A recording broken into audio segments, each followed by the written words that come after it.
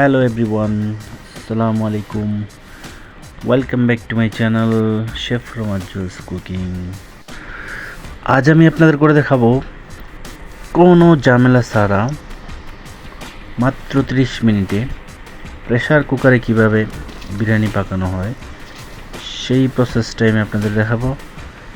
তো এরকম নতুন নতুন ভিডিও পেতে আমার চ্যানেলটিকে অবশ্যই সাবস্ক্রাইব করে বেল আইকনটি প্রেস করে রাখবেন। তো কথা না বাড়িয়ে লেটস স্টার্ট দ্য ভিডিও। তো বিরিয়ানি পাকানোর জন্য প্রথমে আমি 1 কেজি গরুর মাংস নিয়ে নিলাম, সেটিকে আমি প্রেসার কুকারে ঢেলে দিচ্ছি। এর সাথে আরও অ্যাড করে দিচ্ছি 1 কাপ পরিমাণ পেঁয়াজ কুচি, 1 কাপ পরিমাণ গাজর কুচি, সেই সাথে আরও দিচ্ছি একটা টমেটো কুচি।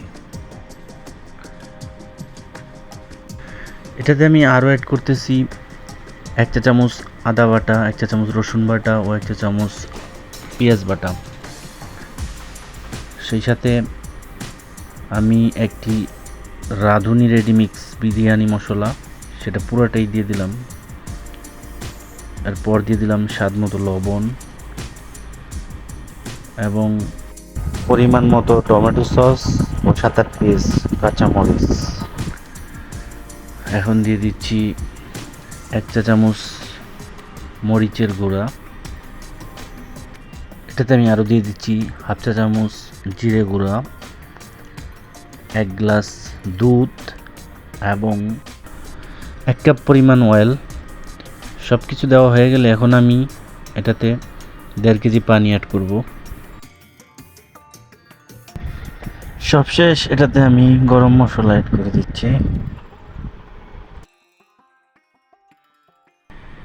এখানে আমি 4-5 পিস এলাচ, 4-5 পিস লবঙ্গ ও 3-4 পিস দারচিনি, 3-4 পিস তেজপাতা ও অল্প জিরা, কাঁচা জিরে এগুলো দিয়ে আমি ঢাকনাটাকে ভালো করে বন্ধ করে দেব এবং চুলার আঁচটা হাই হিট করে আমি এটাকে 12 মিনিট সিদ্ধ করব। খেয়াল রাখবেন এই ক্যাপটা যখন থেকে দোলা শুরু করে দেবে হাওয়ায় তখন থেকে টাইম শুরু হবে। 12 মিনিট আমি এটাকে সিদ্ধ করে নিলাম। দেখুন মাংসটা সিদ্ধ হয়ে গেছে। আপনারা চাইলে কম বেশি করতে পারেন, যারা একটু বেশি সিদ্ধ খান তারা 15 মিনিট দিতে পারেন, কোনো সমস্যা নেই। তো আমি 12 মিনিটে আমার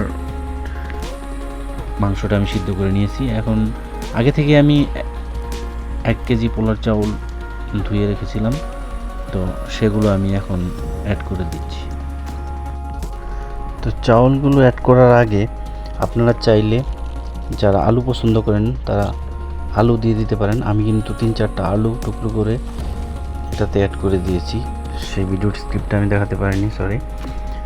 তো দেখুন এ পর্যায়ে পানিগুলো একদম শুকিয়ে গেছে।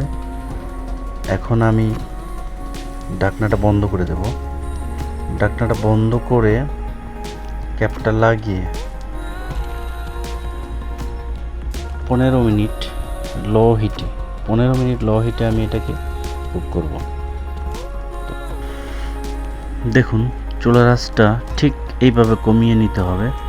এইভাবে কমিয়ে একদম 15 মিনিট চুলায় বসিয়ে রাখবো, সেটাকে কুক করব 15 মিনিট।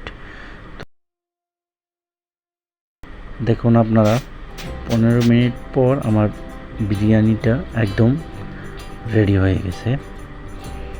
দেখতেই পাচ্ছেন বিরিয়ানিটা একদম রেডি। এখন আমরা এটিকে পরিবেশন করব। তো বন্ধুরা সবাই দেখলেন খুবই অল্প সময়ে কোনো ঝামেলা ছাড়া মাত্র 30 মিনিটে এই বিফ বিরিয়ানিটা রান্না করা যায়। তো যারা একদম ঝামেলা ছাড়া বিরিয়ানি রান্না করতে চান তারা অবশ্যই আমার ভিডিওটা ফলো করবেন। তো আমার ভিডিওটি যদি ভালো লাগে থাকে তাহলে সবাই আমার চ্যানেলটাকে সাবস্ক্রাইব করে বেল আইকনটি প্রেস করে রাখবেন, যাতে পরবর্তী ভিডিও খুব সহজেই পৌঁছে যায় আপনাদের কাছে। তো সবাইকে ধন্যবাদ জানিয়ে আমার ভিডিওটি আজকের মধ্যে এখানে শেষ করলাম। দেখা হবে পরবর্তী ভিডিওতে। আল্লাহ হাফেজ, সবাই ভালো থাকবেন।